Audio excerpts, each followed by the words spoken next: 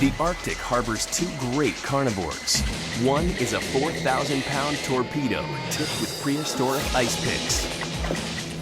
The other is a fearless colossus with club-like paws and the strength to drag almost twice its own body weight.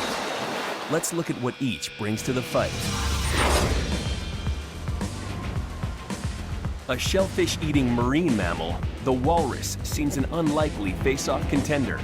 But at 14 feet long and weighing 4,000 pounds, it has the power of a runaway truck. The walrus has two lethal weapons, a pair of prehistoric tusks that can grow up to 4 feet long. Made of solid ivory, each tusk weighs up to 15 pounds. They help fight off predators or establish dominance over rivals. The walrus's defense system is built around its thick 2 to 3 inch hide and 4 inches of blubber. The scars and scratches show the heavy-duty tusking it takes from other males as they compete for space and mating rights. But the other contender in this face-off is no pushover. The largest carnivore on land, the polar bear weighs up to 1,500 pounds and stands 12 feet tall upright.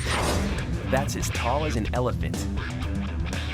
It has a fearsome armory, including dagger-like 3-inch canines and razor-sharp carnassial teeth. These can rip with ease through the skin, flesh, and blubber of its most common prey, the ringed seal. The polar bear relies on 2 inches of fur and 4.5 inches of blubber to protect its body, but its skin is unarmored. In a face-off, it might be vulnerable to the walrus's deadly ice picks. Our virtual rivals are ready to rumble as walrus and polar bear go head-to-head. The polar bear attacked first, and the walrus headed for the water.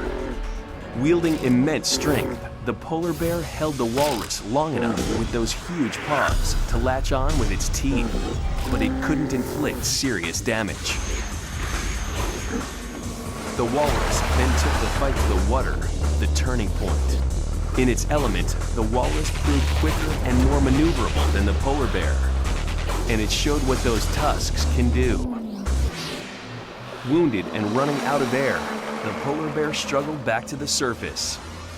But the walrus wasn't finished. With the bear unable to escape, it delivered the fatal blow.